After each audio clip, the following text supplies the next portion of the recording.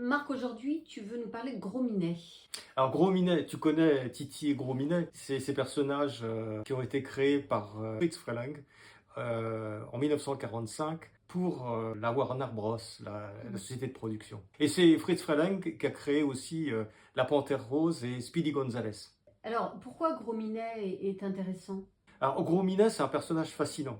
Il a une obsession, il a une seule idée en tête, c'est d'attraper Titi et le manger. Titi, c'est un petit canari. Va revoir un Gros Minet. Mais ça rate à chaque fois. Alors il passe son temps à inventer des stratagèmes pour l'attraper. Et pourquoi alors ça rate? Ça rate parce que Titi, c'est un canari très intelligent. Il est très intelligent, il arrive toujours à déjouer les pièges de Gros Minet. Mais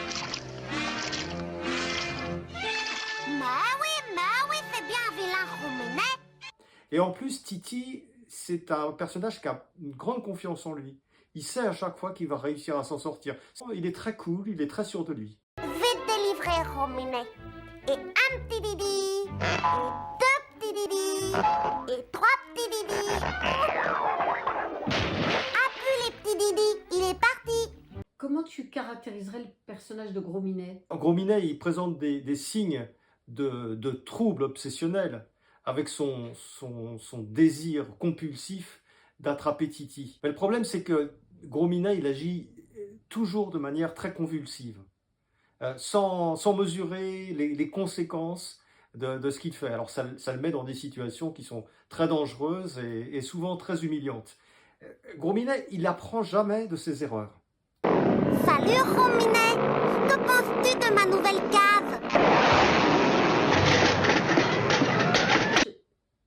Je pense que cette obsession de manger Titi, ça masque quelque chose dans la psychologie de Gros Minet, non?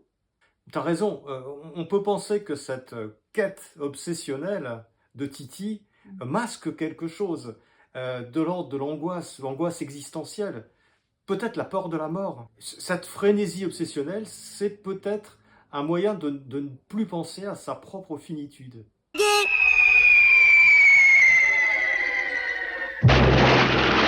Alors, si je comprends bien, Gros Minet ne peut pas s'arrêter parce que s'il s'arrête, c'est d'une certaine manière la mort pour lui. C'est clair, Gros Minet ne peut pas s'arrêter. Et à mon avis, il saborde lui-même toute cette tentative pour attraper Titi. C'est vraiment de l'auto-sabordage.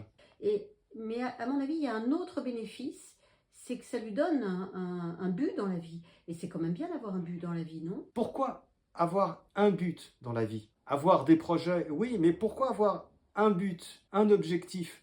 Ça nous enferme dans quelque chose, alors qu'on devrait plutôt s'ouvrir au monde. Parce qu'à la fin, on s'aperçoit que s'accrocher à un but, ça perd son sens. Gros Minet, le sens de cette quête de Titi, on voit bien que ça n'a plus aucun sens. Titi, c'est un petit canari, il pèse 15 grammes, il le mangerait en 30 secondes. Ouais. On voit bien que c'est totalement absurde.